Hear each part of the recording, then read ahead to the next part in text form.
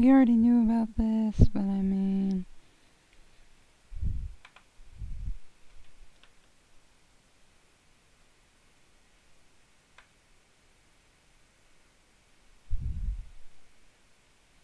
Oh.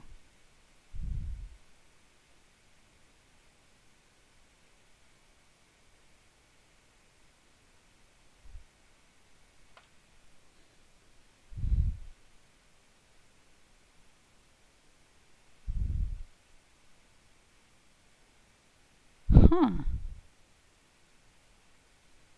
This is interesting. I thought they were going to mention Valkyrie, but okay.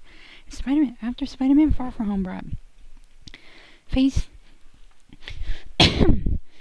brought Phase 3 of the Marvel Cinematic Universe to a close, the studio has entered the interim time until Phase 4 begins with Kate Shortland's Black Widow. While the wait is sure to be excruciating as time goes on, the studio has spent the summer making tons of exciting announcements about what to expect from the next slate of movies. Plenty of these came from the recent D23 Expo.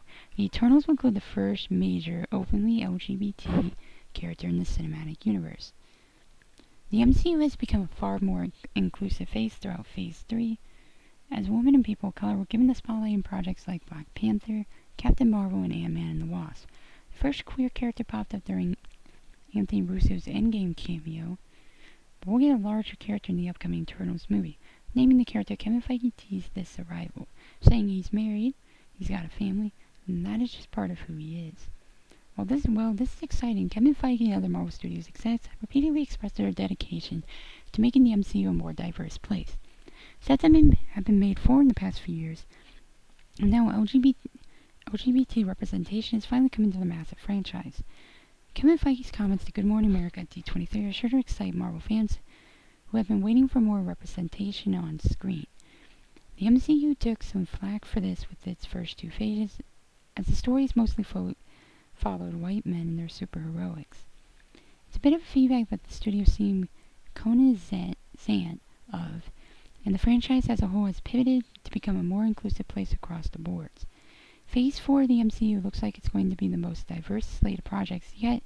This includes both big-screen Avengers like the Eternals and Black Widow, as well as Disney Plus series like WandaVision, Miss Marvel, and She-Hulk.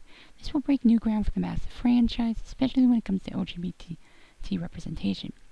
Kevin Feige didn't explain which cast member from the Eternals would be Cinematic Universe's first significant queer character, but he does use male pronouns, so we can make some educated guesses. There's a possibility Richard Madden's Icarus, Kumail Nanjiani Iona's Kingo, or Brian Tyree Henry's Fastos. Kit Harington also has a role, one that Feige thinks has the potential for long legs in the franchise. Of course, the argument can be made that there were already some LGBT characters in Phase 3. Anthony Russo played one in Avengers Endgame. After the snap in the 5-year time jump, Steve Rogers was shown facilitating a support group for survivors. Russo's character was there. Imagine that he got on a date with a man and they both left during the dinner. It's a brief scene, but one that got headlines. Additionally, Tessa Thompson has always maintained that her character Valkyrie was a bisexual woman. But this wasn't made explicitly clear during her appearance in Thor Ragnarok or Endgame. That scene that did in Ragnarok ended up on the cutting room floor. As such, the Eternals should be a major step forward in that regard. You can see Kevin Feige's comments to Good Morning America below, as well as Disney's other reveals from D23. Are you excited yet?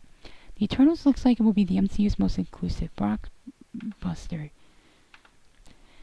Gender roles are swapped, the cast is radically diverse, and will introduce the first major queer character and first hearing-impaired superhero to the franchise. Excitement for the project has been picking up steam. That should only continue as filming and marketing continues. It should be fascinating to see how the Eternals continues to develop, as it's gotten quite a bit of momentum from the announcements at San Diego Comic-Con and D23 Expo. It's been long teased that cosmic stories will continue to have a larger role in the Marvel Cinematic Universe, and the Eternals has the potential to greatly expand the franchise when it arrives in theaters in November of 2020. The movie will will be one of the first installments in Phase 4, introducing a new starring cast of Marvel heroes in the process. Following Avengers Endgame, the MCU is losing some of its longest running and most beloved characters. We saw both Robert Downey Jr.'s Iron Man and Scarlett Johansson's Black Widow, that's what that should say, perished in the Russo brothers' massive blockbuster, sacrificing themselves in order to destroy Thanos once and for all. While ScarJo's Avenger will get her swain song in the long-awaited Black Widow movie, we shouldn't expect Natasha to pop up much after that. Additionally, Chris Evans' Captain America traveled back in time to spend his days with Peggy Carter, returning to the current timeline as an old man and passing on the mantle of Captain America to Sam Wilson, aka the Falcon. So it's safe to say that the studio needed to bring some fresh talent into the mix to fill out the ranks on the constantly changing shared universe. Director Chloe Zhao will do just that with the Eternals. The upcoming project is an assembled, focused movie that will bring a new team of ultra-powered heroes to the silver screen. The cast is absolutely stellar, including Angelina Jolie, Salman Hayek, Kumana Nanjiani, and Brian Tyree Henry. Additionally, Game of Thrones actors Richard Madden and Kate Harington, as well as The Walking Dead's Lauren Ridloff, will fill out the cast list. Captain Marvel actress Kevin Chan will also play a new character in the MCU as Cersei. Which of these new heroes will end up as an LGBT character is unclear. But there were rumors that Marvel Studios was seeking an openly gay actor for the role. But seemingly anything could happen, as roles have already been changed by Chloe Zhao and company. Narrative possibilities are seemingly endless, particularly since the characters aren't exactly household names. So it seems like going forward,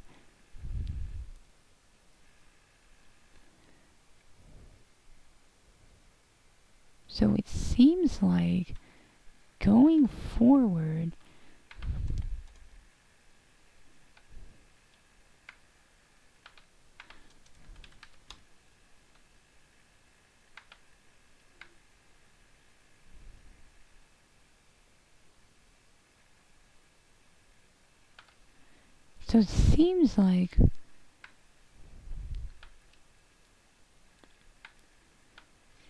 so it seems like that we could potentially be looking at two openly LGBTQ,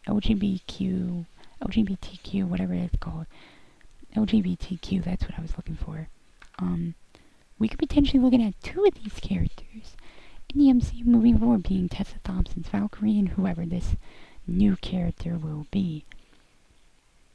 As to who it could be, beyond me, I can't say. But it's going to be very, very exciting to see this going forward. I'm very, very excited for what the future holds, because it seems to be a very diverse future, and I'm respecting that more and more.